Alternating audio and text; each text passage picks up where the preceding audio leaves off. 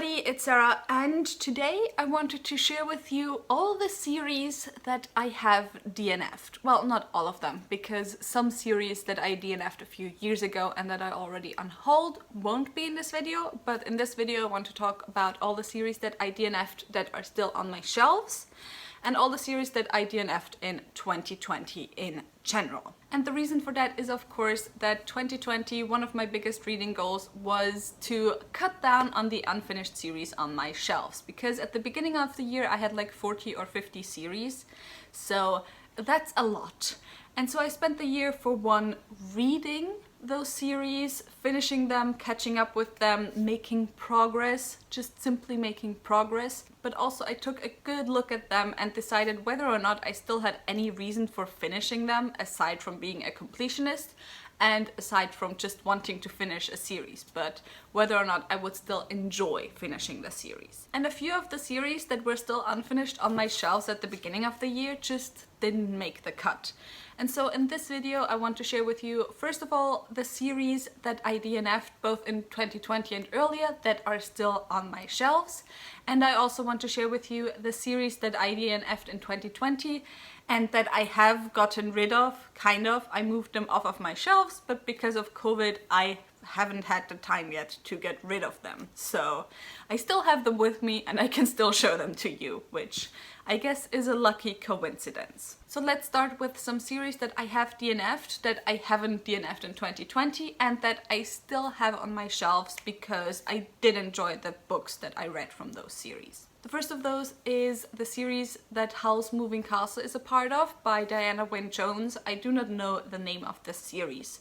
And I pretty much decided to DNF this right after I read Howl's Moving Castle a few years back. The movie adaptation, of course, is one of my favorite movies of all time. However, the book itself I enjoyed, but not overly much, not that much that I really wanted to continue on with the series. And I have also heard that this is more of a companion series, so the other books don't even really follow Howl and Sophie, so I decided to DNF this, and I don't have it with me right now because I have it at my dad's place because he's reading it to my little sister. Then I have the Robert Langdon series by Dan Brown. I have read Angels and Demons as well as the Da Vinci Code, and I don't know, maybe I will finish this in the future, or maybe I will kind of wanna read some of the books in the series in the future. But right now I just don't see myself going out of the way to pick up any of the books in this series because there's just so many other books that interest me more, to be honest. So for now, this is a DNF. Then next I have a DNF that I just call my Discworld DNF, I would say. I started 2 of the Discworld series. I started the Rinswine series. I think that's what A Color of Magic is a part of. I do not even own this book anymore because I moved it along to a friend, and then I also DNF'd the Death series, the Mort series, the first book being Mort.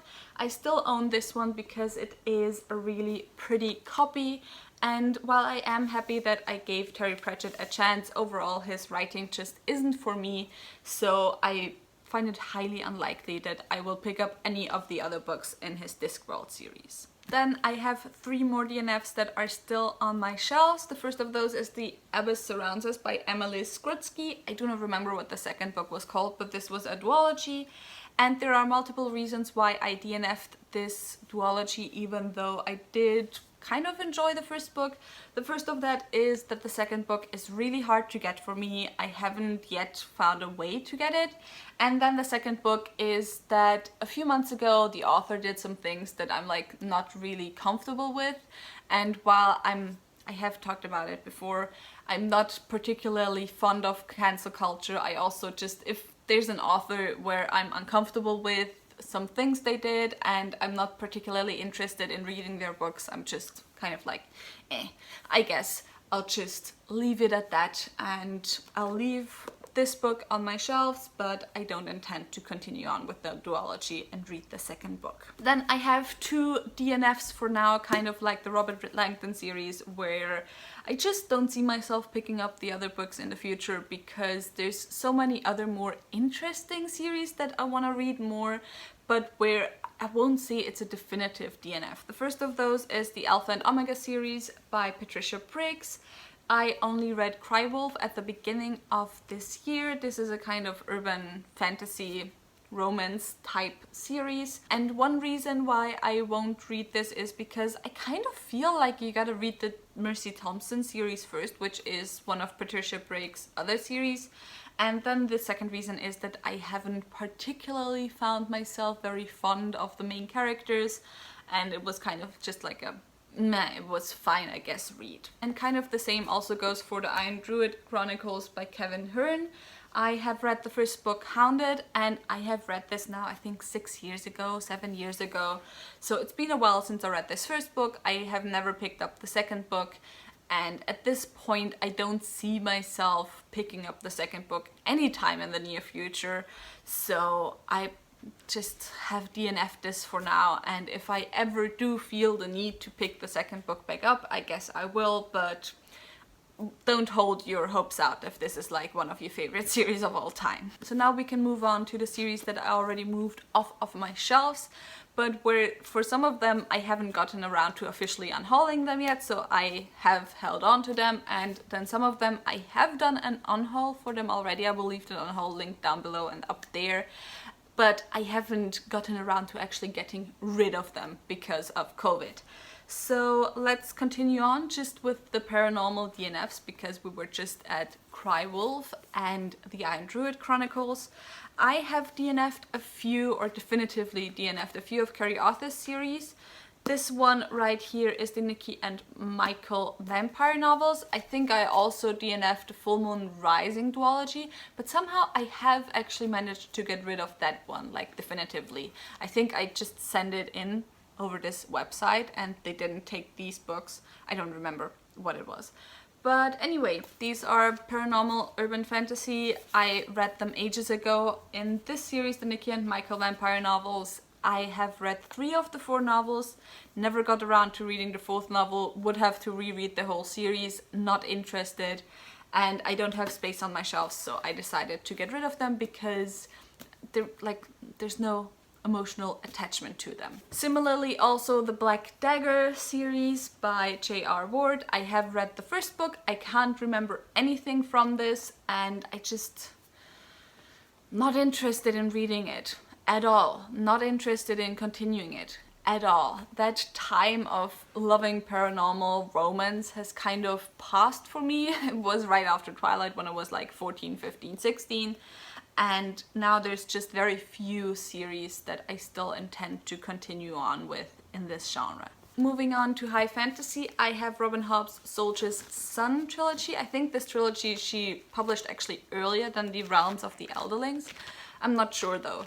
But I have read 3 of Robin Hobb's series. I have only enjoyed one, which was the Live Ship Traders trilogy. And this one is more along the lines of the Fitz stories, where you follow one character through his life. It's in first person, and I just don't particularly enjoy those series. I also don't particularly enjoy how Robin Hobb writes her female characters in those series. And so yeah, I just, not a fan. And I decided to DNF it because I gave Robin Hobb 3 chances and I haven't fallen in love with her in those 3 chances, and I just don't see myself ever finishing the series and truly enjoying it and truly saying, hey, this added something to my reading experience. Kind of the same goes for the Westria series by Diana L. Paxson. I have read the first 2 books. I read the second book this year and I just decided that it's too much of classic fantasy for me. I'm not the biggest fan of classic fantasy. I find it very formulaic and very simple, and there's 7 books in the series or 8 books, and that's just, even though they're quite short, it's just too much for me to read a series that I don't particularly enjoy, especially since I already did that to one series this year. So yeah, we'll talk about that in my November wrap up. But yeah, so this series is the next one that I DNF'd. Then next I have the Serpent War series by Raymond E. Feist. And I read the first book in this series last year. I gave it 2 stars. It's one of my most hated books of 2019. And while intended at first to continue on with the series to see if it gets better, I just in the end decided that no, I just didn't want to, because it's pretty much one of the most sexist and horrible books that I have ever read. And adult high fantasy written by men a lot of times has like things where it can be quite aggravating to read for women, but this one for me definitely takes the cake, because the main character, the inciting incident for him to go on his journey is because he saw his childhood best friend, maybe love interest, getting raped, and he killed the rapist, which is why he's sent off to war. But later on, after he had sex for the first time with a prostitute, he remembers that scene, but the way he frames that scene is how he saw her supple white thighs and her bouncy white breasts, and he gets a hard on, and he masturbates to the memory of his childhood best friend getting raped, or how she looked after she got raped. So, you know, that amazing contrast between the blood on her thighs and her white skin, just so sexy. So yeah, I'm not a fan, as I said earlier, of classic fantasy, but I am particularly not a fan of classic fantasy written by men, because there's so much great stuff like that in there. Like, why don't women love fantasy? Why don't they love fantasy? Why is it such a men's genre? I wonder, I truly wonder. Can you tell me? Anyway, that's me being salty, so let's move on to the next DNF. Next, I have a DNF where I DNF the book and I also DNF the series. At least I think it's a series, because obviously I DNF the book. Of course I would DNF the series. And that is Scavenge the Stars by Tara Sim. And this book was just so incredibly boring. Like, there was nothing happening. So I DNF'd it, I didn't finish it. It was one of my first DNFs ever, so yeah, just not an exciting read and not interested to continue on with the book. And like, let's not even talk about the series. Last two books, the first of those is Spellslinger by Sebastian de Castell, and this is a YA fantasy as well, but I just didn't like it as well. It was like this oasis desert setting, but there were absolutely no POC anywhere to be seen, even though it felt very Arabian inspired by me. Like, there's two inspirations. One was like Arabian Nights inspired, and the second one was the Wild West inspired. And then also, I did not like how the main character was framed as this amazing smart dude, but he wasn't that smart actually, and he constantly had to be saved.